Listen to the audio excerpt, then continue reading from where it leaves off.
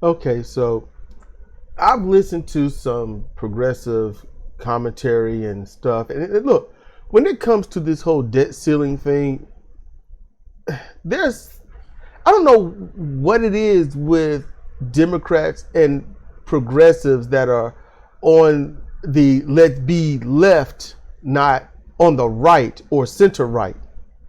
That's what Democrat politicians are. They are right and center right. They're just not far right where the Republicans are. So they appear nice, good, and wholesome. We know why voters are going to vote for the Democrats, because they're too afraid of splitting the vote and letting any Republican win, just so that we can shore up having another party that even maybe the Republicans can probably go to. Fear is the crux of every single voter. Every single one. So, what's up with Farron not understanding why Democrats for Biden's entire term, when they had the majority and at one point supermajority, why didn't they overturn the legislation that can stop the 2017 tax hike that they're going to put on low income and middle class and lower on the upper class and the wealthy? Why not? When Bo mentions it, he doesn't mention it too much about who's going to get all the money and who's going to lose some money. Why don't the Democrats fight it? Why don't they do advertising? Why don't they, go out with their press releases when they have free national time without having to pay for any advertising, and just say, hey, Republicans are going to do this. We won't let that happen. We're going to, basically, for your terminologies, we're going to cancel it. Why not? Why don't they do that? Here's the answer. The reason Democrats aren't trying to repeal these tax cuts for the wealthy that will become permanent in roughly a year and a quarter is because it benefits them to have them in place. They're on the right. Look, you don't like to hear it. You don't want to admit it. But your beloved blue party is really just very light red. That's it. It sucks. But why do you think you don't get anything that you would like to have? Why are they allowing the national hatred of minorities across the board proliferate? Why don't they stop these tax cuts for the wealthy?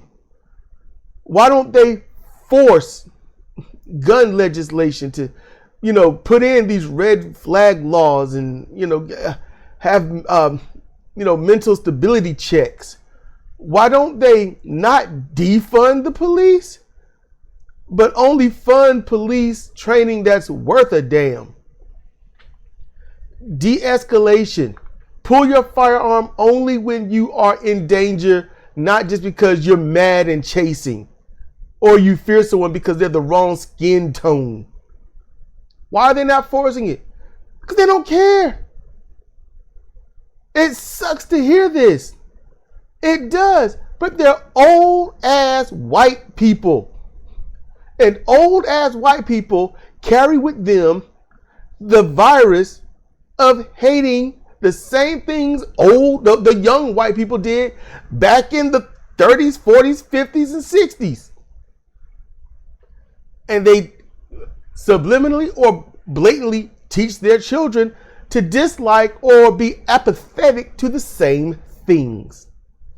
And therefore, when those people get older and they're, school principals, teachers, firefighters, police officers, law enforcement, government officials, that they don't pass legislation that would actually help minorities.